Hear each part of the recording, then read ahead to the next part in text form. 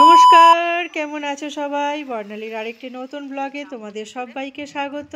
আজকে চলে এসেছি উত্তরপ্রদেশের আগ্রা শহরে থেকে প্রায় 40 কিলোমিটার দূরে অবস্থিত ফতেপুর সিক্রিতে।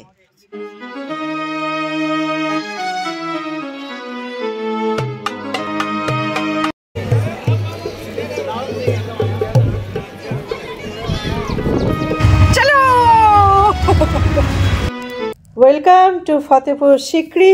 এটি মুঘল সাম্রাজ্যের রাজধানী ছিল, আর এইখানেই বাদশাহ আকবর সুফি সেলিম চিশতির কাছে মানত করার পর ওনার স্ত্রী মহারানী যোধার গর্ভে এক পুত্র সন্তান হয়, যার নাম ছিল জাহাঙ্গীর। তো চলো আজকে আমরা এই ফতেপুর সিক্রির কিছু ইতিহাস জানবো, যেটা কিনা বাদশাহ আকবরের স্বপ্নের শহর বলে পরিচিত ছিল। 1571 থেকে 1585 প্রায় 14 বছর রাজত্ব করেন। পরে জলের প্রচুর সমস্যার জন্য বাদশাহ আকবর এখান থেকে চলে যান। পরে আবার আগ্রা, এলাহাবাদ, মালওয়া, কাশ্মীর, লাহোর, আফগানিস্তানে সাম্রাজ্য বিস্তার করেন। 1573 সালে গুজরাট জয় করার পর এই শহরের নাম দেন ফতেপুর সিক্রি, মানে সিটি অফ ভিক্টরি।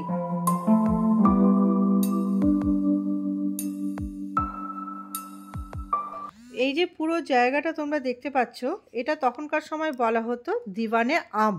আগে পুরোটাই মাটির পুরো মাঠ ছিল, এখন ঘাস লাগানো হয়েছে। এখানে বাদশাহ সাধারণ মানুষদের কথা শোনার জন্য আসতো। তাদের বিচার হতো, দোষী সাব্যস্ত হলে তাদেরকে হাতির দ্বারা মারা হতো। এখানে তাদের বসার জন্য কার্পেট পাতা হতো, গরমের সময় টেন্ট খাটানো হতো, আর যারা বড় লোক হতো তারা ওপরে বসতো। আচ্ছা, আমার কাছে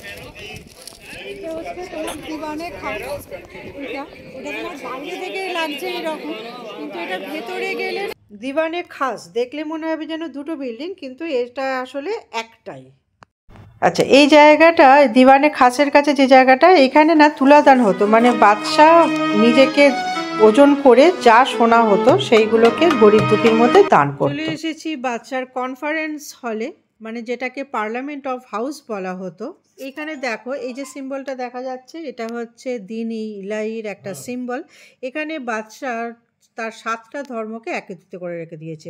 ওপরটা হচ্ছে তোমার জৈন, নিচেটা হচ্ছে তোমার ইরান, তারপরে হচ্ছে তোমার খ্রিস্টান, মুসলিম, হিন্দুজিম, বুদ্ধিজম, এইরকম করে 7টা ধর্মকে উনি একত্রিত করে রেখে দিয়েছেন। কিন্তু সবাইকে উনি বলতেন যে সবাই সব ধর্মে বিশ্বাস করো, কিন্তু একত্রিত হয়ে থেকো।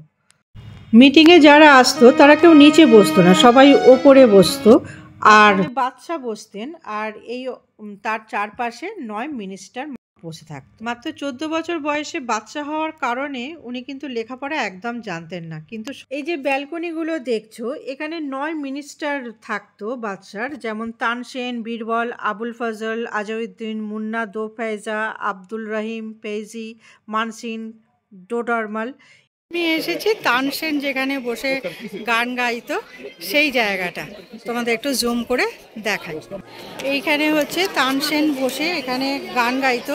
তখনকার সময় না তানসেনের গলার মানে, তানসেন ছিলেন বাদশার নবরত্নের মধ্যে একটি রত্ন, যিনি কিনা হিন্দুস্তানের একজন বিখ্যাত গায়ক ছিলেন। ওনার গলায় জাদু ছিল। উনি যখন দীপক রাগ গাইতেন তখন আপনা আপনি দীপক মানে প্রদীপ জ্বলে উঠত, আবার যখন মালাহার গাইতেন তখন বৃষ্টি শুরু হয়ে যেত। এইটাকে বলে অনুত্তালব, আর 4 ধার দিয়ে যেহেতু আসা যেত তাই এর নাম হয়েছে 4 চামান। বাদশা থাকতো ঠিক মধ্যিখানে, এই পজিশনে ঠিক ওপরে মহারানী থাকতেন। উনি গানের মজা নিতেন, আর চারপাশে যারা শ্রোতারা ছিলেন তারা বসে থাকতেন। আচ্ছা, এইটা দেখতে পাচ্ছ, এইটা হচ্ছে আকবরের যে ফার্স্ট রানী ছিল রুকাইয়া বেগম, তার হচ্ছে এটা বেডরুম। ঠিক আছে, আমি সামনে থেকে দেখাচ্ছি, দাঁড়াও। আমার বেডরুম রুকাইয়া বেগমের। এইটা না তোমার শীষ মহল বলে, কেননা এগুলো সব কাঁচের তৈরি ছিল। আর এই যে খাঁজগুলো দেখছো, এখানে সব ডায়মন্ড। ব্রিটিশরা যদি এই সব সোনার ডায়মন্ডগুলো যদি তছনছ না করতো, সত্যিই ভারতকে আজকে সোনার খাজানা বলা হতো। এখন যাচ্ছি মহারানী যোধা হাভেলি দেখাচ্ছি। সব থেকে বড় হাভেলি হলো যোধার, কারণ যোধাকে তোমার হেড অফ দ্য কুইন নামে সবাই জানতো। বাদশার 3 রানী থাকা সত্ত্বেও মহারানী যোধা ছিল বাদশার সব থেকে প্রিয় রানী। যোধার হাভেলি প্রচুর। রাজু কেমন লাগছে? ভালো লাগছে। চল যোধার কিচেন দেখাচ্ছি। যেটা ইতিহাসে পড়েছি সেটা এবার সত্যি সত্যি দেখছি চোখে।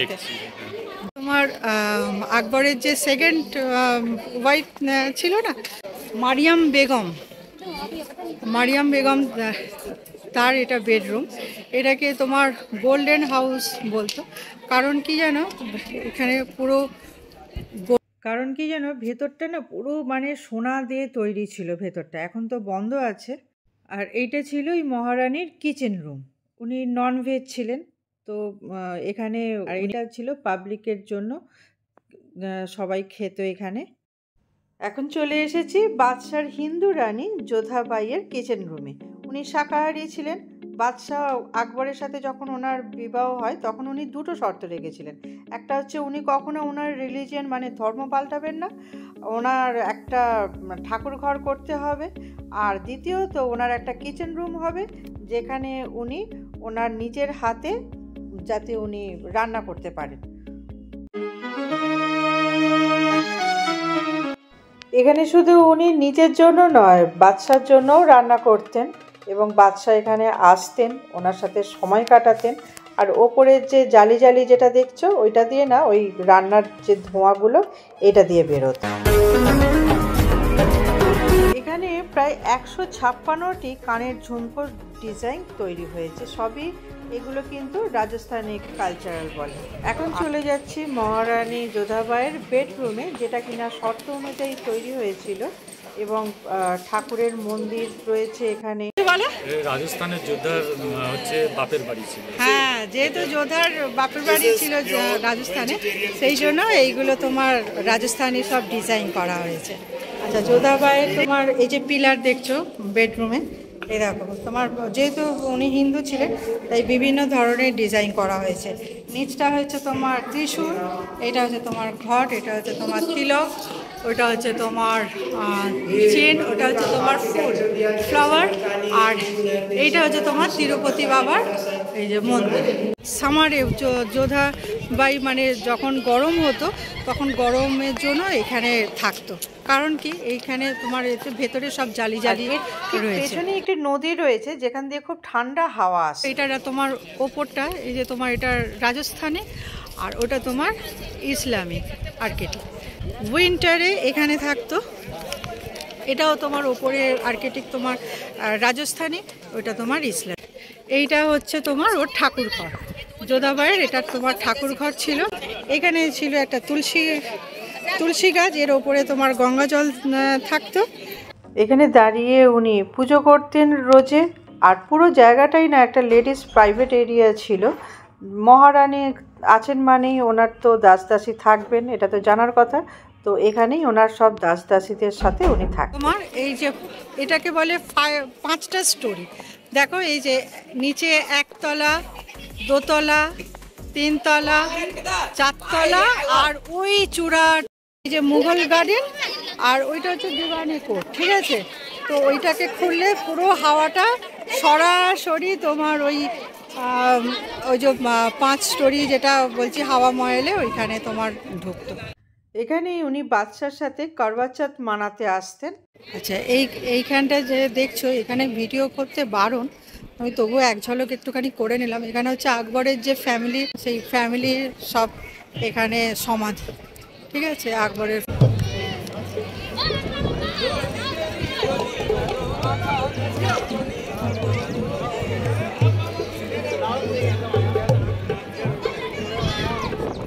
প্রায় 1580 থেকে 81 সালের মধ্যে এটি বানানো হয়। এখানে প্রচুর ভক্তরা রোজ কাওয়ালি গান।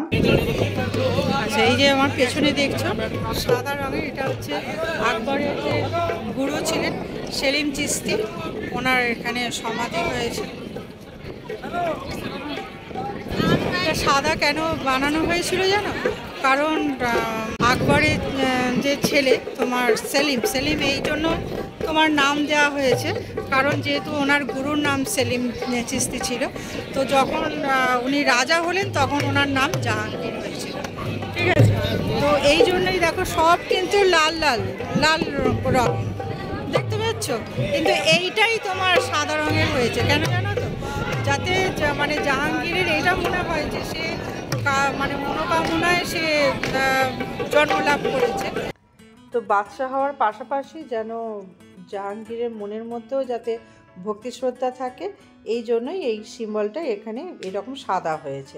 তাজমহলও ঠিক একই প্যাটার্নের বানানো হয়েছে জানো তো। তো এখানে আসেন এবং এখানে সেলিম চিশতির ভবিষ্যবাণীর ফলেতে উনি পুত্রের বাবা হন। এর পেছনেই একটা ঝিল রয়েছে, আমার সেখানে যাওয়া হয়নি। সবাই এখানে হাত পা ধুয়ে তবে এই মন্দিরে প্রবেশ করে।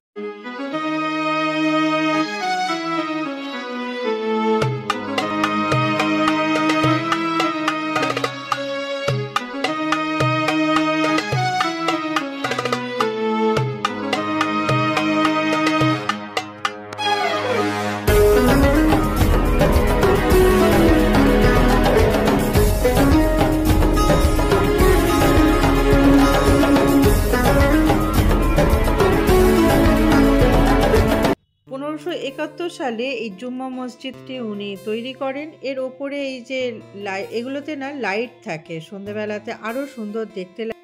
ঈদের সময় খুব সাজানো হয় এবং ভীষণ ভিড় হয়। তোমার বুলন্দ দরওয়াজা, এটা তোমার প্রায় 1601 সালে গুজরাট জয় করার পর উনি এই বুলন্দ দরওয়াজাটা বানিয়েছিলেন, যেটাকে বলে পৃথিবীর সব থেকে বড় দরওয়াজা। এখানে ওঠার জন্য 42টা সিঁড়ি রয়েছে।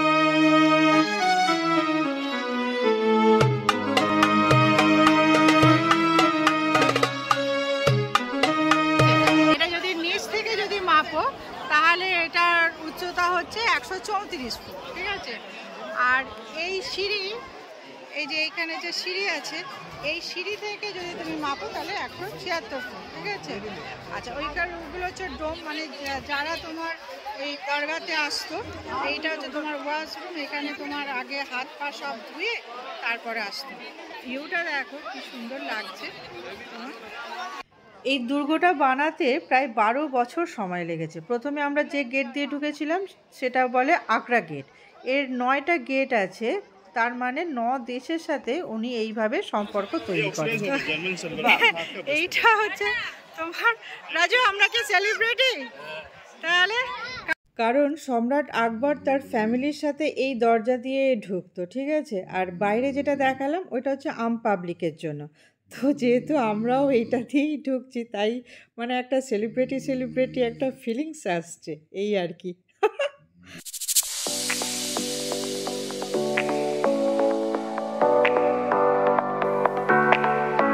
এখন এসেছি বাদশার খাজানা হাউসে। এটা ভেতর থেকে এখন যাওয়া বন্ধ আছে, সরকার থেকে বন্ধ করে দিয়েছে। এই যে গেটগুলো দেখছো, ভেতরে ভেতরে পাথর চাপা দিয়ে এত সুন্দরভাবে করেছে, মনেই হবে না যে ভেতরে অত কিছু সব রাখা ছিল বলে খাজানা। আশা করি এই ফতেপুর সিক্রির ইতিহাস তোমাদের সবার খুব ভালো লেগেছে। ভালো লাগলে একটা লাইক সাবস্ক্রাইব করে দিও, আর কে কতজন ঘুরতে এসেছো অবশ্যই কিন্তু জানাবে। টাটা।